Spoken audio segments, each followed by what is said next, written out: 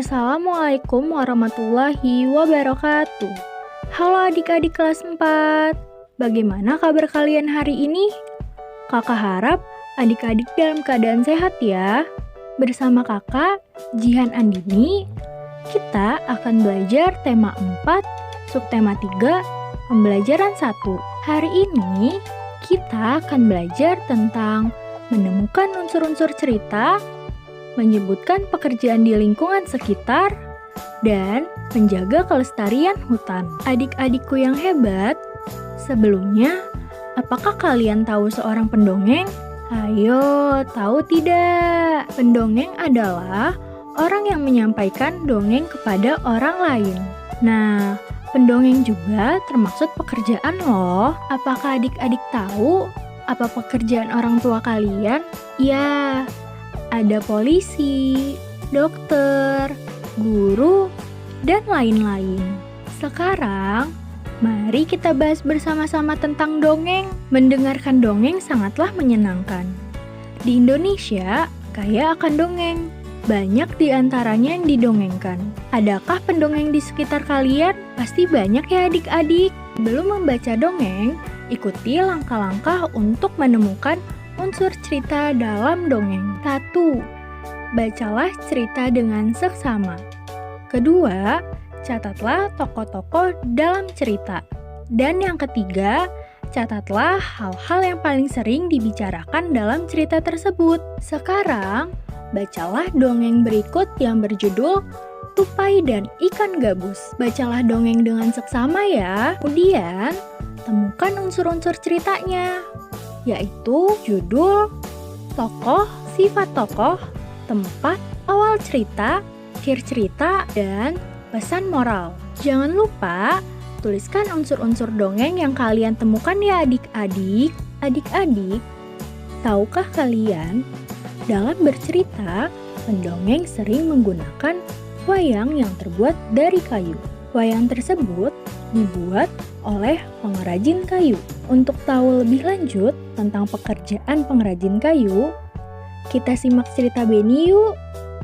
Dari cerita Beni, produk apa saja yang dihasilkan oleh ayah Beni? Ya benar, meja dan kursi. Pekerjaan ayah Beni menghasilkan barang-barang yang terbuat dari kayu. Tapi, apakah kalian tahu dari mana kayu berasal?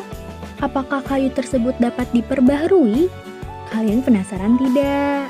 Berikut adalah proses pengelolaan kayu menjadi meja dan kursi. Proses pengelolaan kayu dimulai dari penebangan pohon di hutan. Pohon tersebut ditebang menggunakan alat, yaitu gergaji mesin. Pada kegiatan penebangan pohon, harus diperhatikan juga kelestarian hutan, yaitu dapat dilakukan dengan cara pohon yang hendak ditebang, pilih yang sudah berumur tua. Dan penebangan diiringi dengan penanaman pohon kembali. Kayu yang telah dipotong diangkat menggunakan kendaraan menuju tempat pengrajin kayu. Di tempat inilah kayu dibelah menjadi beberapa bagian. Ada kayu yang dibuat menjadi papan, ada juga yang dibuat menjadi balok kayu. Para pengrajin kayu membeli kayu dari pemilik penggergajian. Mereka membeli kayu sesuai dengan kebutuhan yang dibuat. Misalnya, untuk membuat meja yang dibutuhkan adalah kayu berbentuk balok. Meja yang sudah terbentuk kemudian dihaluskan dan dicat. Jadilah sebuah meja yang siap dipakai.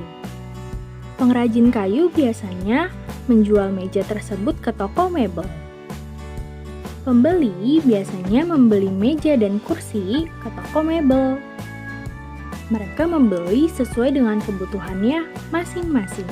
Nah, begitulah proses pembuatan sebuah meja dan kursi. Mulai dari pengrajin kayu sampai ke tempat pembeli membutuhkan proses yang cukup panjang. Salah satu hutan di Indonesia yang sering diambil pohonnya terletak di Kalimantan.